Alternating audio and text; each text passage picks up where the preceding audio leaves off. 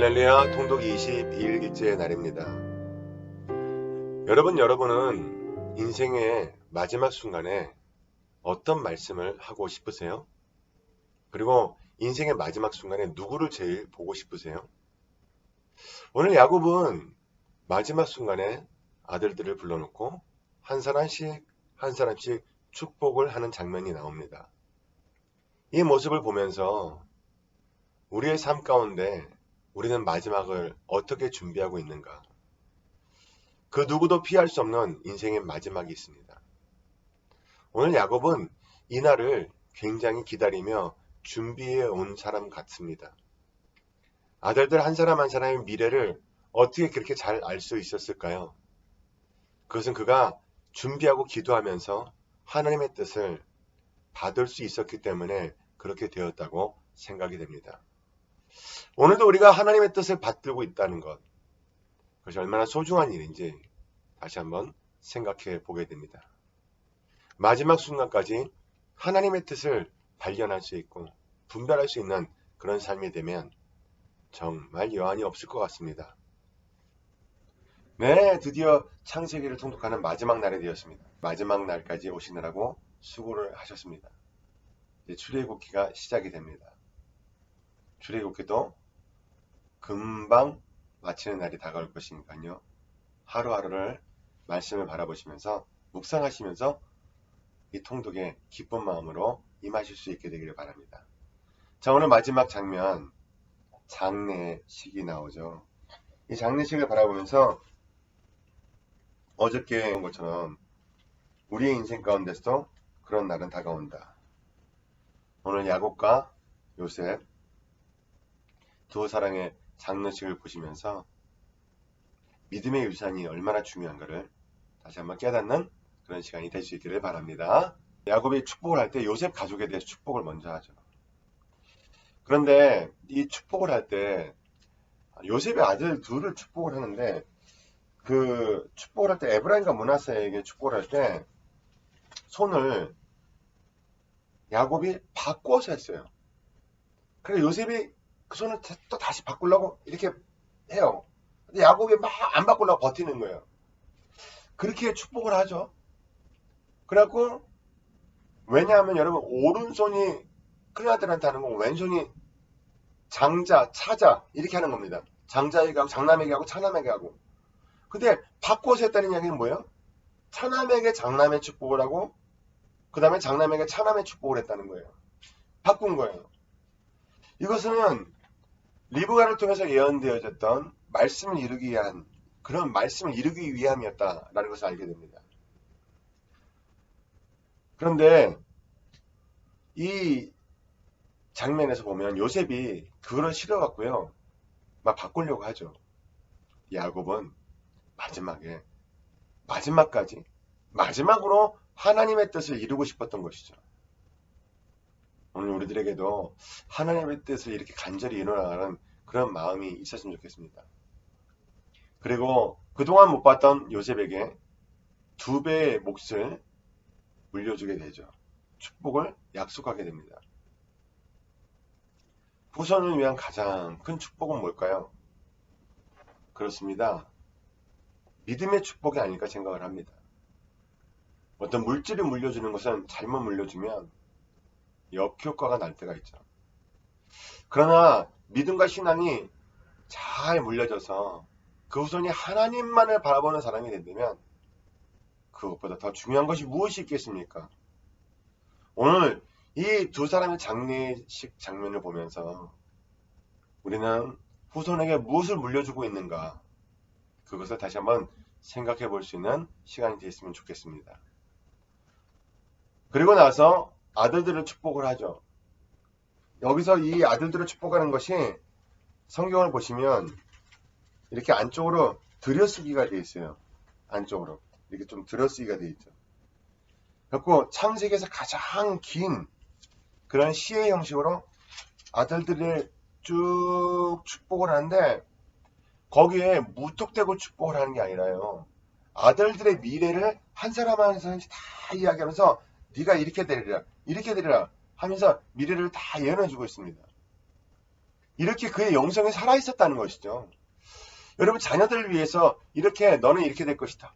이렇게 이런 미래를 가지게 될 거야. 이런 축복을 해줄 수 있는 그런 아버지로서 그런 어머니로서 마지막까지 신앙생활을 할 수 있다면 얼마나 좋겠습니까? 그거 오늘 여러분 마음까지 품으시고요. 변함없는 신앙생활을 해야 되겠다. 다시 한번 다짐할 수 있는 그런 시간도 될 수 있길 바랍니다. 자, 야곱의 죽음을 통해서 입증된 것은 무엇이냐? 그의 믿음이었습니다. 마지막까지 하나님께서 약속하신 것을 한치의 오차도 없이 차곡차곡 일어나가는 그의 모습. 정말 감명 깊은 모습이죠. 자, 그리고 나서 우리가 또 볼 수 있는 것은요. 50장에 그런 이야기가 나와요. 당신들은 나를 헤아려 하였으나 하나님은 그것을 선으로 바꾸사 오늘과 같이 많은 백성의 생명을 구원하게 하시려 하셨나니. 여러분 한국말에 죄 짓고 못 샀다는 이야기 있잖아요. 그처럼 형들은요. 이제 야곱이 살아있을 때는 그래도 아버지가 살아있으니까 요셉이 복수를 안 하겠지 이런 마음이 있었는 것 같아요. 그런데 아버지가 돌아가시고 나니까 덜컥 겁이 난 거예요. 요셉이 복수를 하면 어떡하지?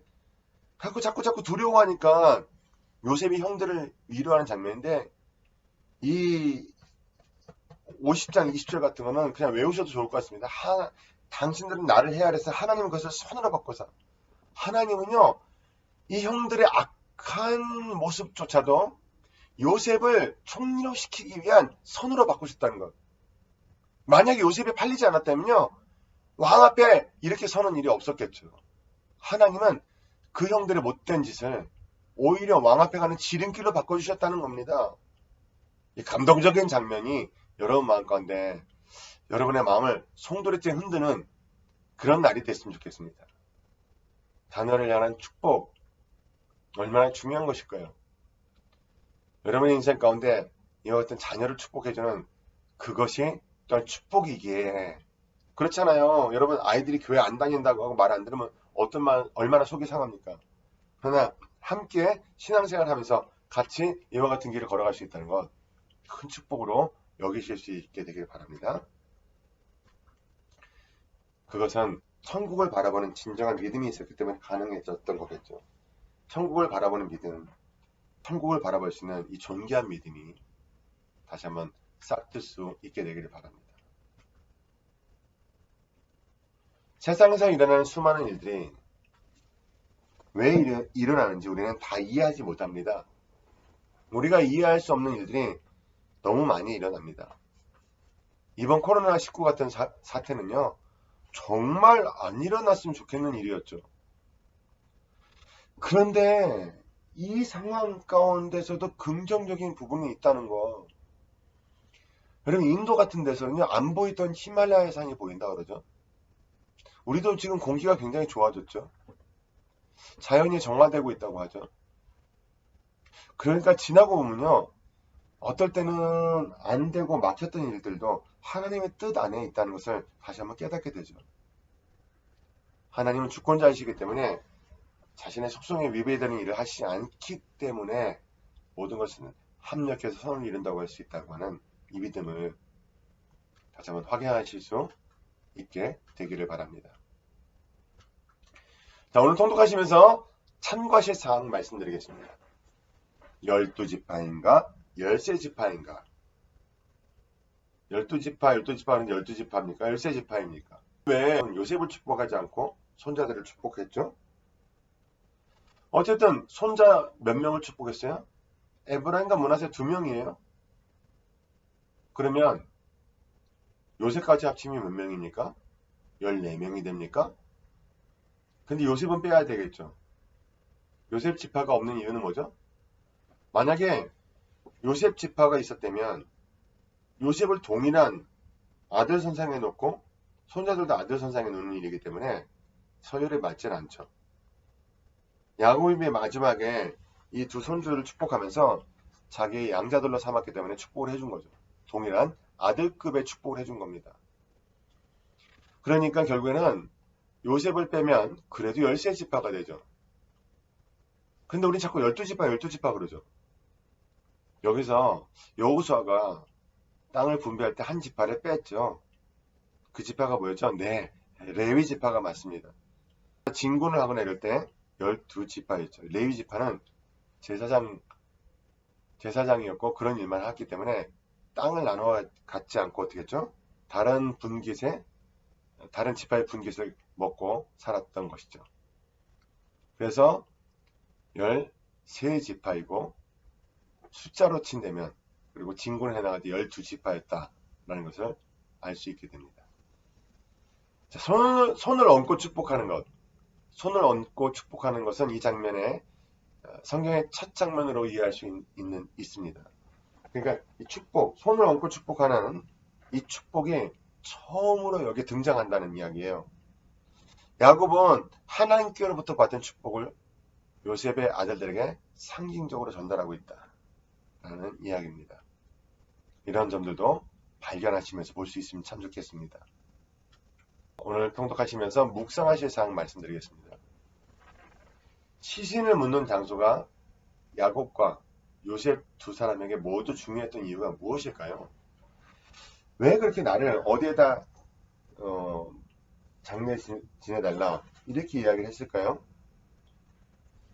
오늘날 그러면 우리 모두도 다 성도이기 때문에 화장을 하지 않고 이들처럼 이렇게 해야 될까요? 그럼 묵상하시면서 요셉은 무엇을 생각하고 무엇을 마음 가운데 두고 있었기 때문에 이렇게 했을까? 이런 부분도 한번 묵상해 보시기를 바랍니다. 암송하실 구절입니다. 아까 말씀드렸던 창세기 50장 20절입니다. 당신들은 나를 해하려 하였으나 하나님은 그것을 선으로 바꾸사 오늘과 같이 많은 백성의 생명을 구원하게 하시려 하셨나니. 창세기 50장 20절 말씀입니다. 내일 뵙겠습니다. 감사합니다.